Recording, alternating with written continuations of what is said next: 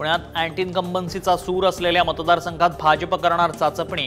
पर्वती विधानसभेत फटका बसण्याची शक्यता। माधुरी मिसाळांना पक्ष डच्चू देणार, सूत्रांची माहिती। अजित पवारांच्या 2 आमदारांनी फिरवली पक्षाच्या मेळाव्याकडे पाठ। वडगाव शेरीचे आमदार सुनील टिंगरे आणि हडपसरचे आमदार चेतन तुपे मेळाव्याला गैरहजर। तुपेंनी काही दिवसांपूर्वीच घेतली होती शरद पवारांची भेट।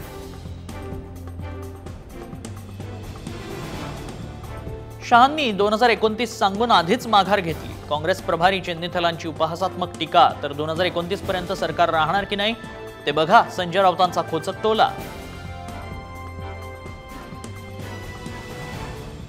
भाजपचे ज्येष्ठ नेते गणेश नाईक अमित शहांच्या भेटीला। सह्याद्री अतिथीगृहावर दोन्ही नेत्यांमध्ये चर्चा। विधानसभेच्या पार्श्वभूमीवर भेटीला महत्त्व।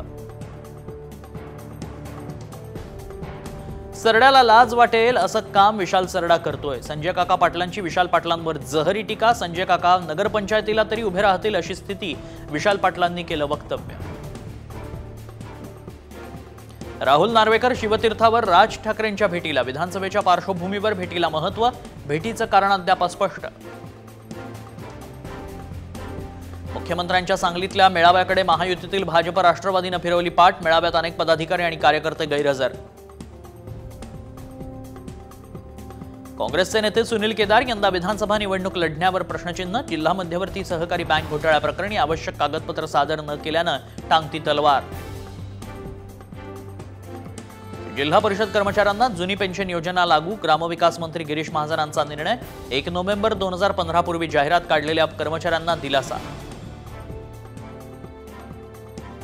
आमदारकी गेली तरी चालेल, मात्र रामगिरी महाराजांचे विचार काही सोडणार नाही। शिंदे गटाचे आमदार रमेश बोरणार यांचं विधान। तर पालघरमध्ये झालेल्या साधूंच्या हत्येवरून शंका व्यक्त।